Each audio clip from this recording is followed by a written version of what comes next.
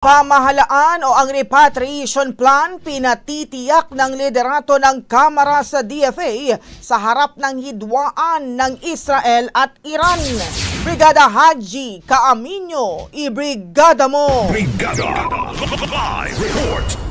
Hinimok ni House Speaker Martin Romualdez ang Department of Foreign Affairs at Department of Migrant Workers na paigtingin ang koordinasyon sa host governments at international partners sa Middle East sa gitna ng tumitinding tensyon sa pagitan ng Israel at Iran.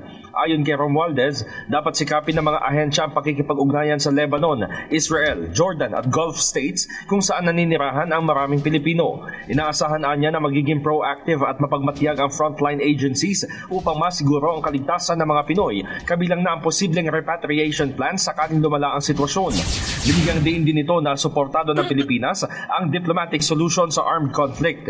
Ipinunto nito na ito ang panahon ng dialogo at hindi pagkawasak dahil lalo lamang titindi ang paghihirap ng mga tao at babagsak pa ang rehiyon. Paliwanag pa ni Romualdez, dapat na makialam ang regional at international actors upang pangunahan ang de-escalation bago pa mawalan ng kontrol sa nangyayaring karahasan. Tiniyak ng speaker na nakatutok sa sitwasyon ang Administrasyong Marcos at ang pangunahing prioridad ay ang proteksyon ng OFWs na maaaring maipit sa mapanganib na girian ng dalawang bansa.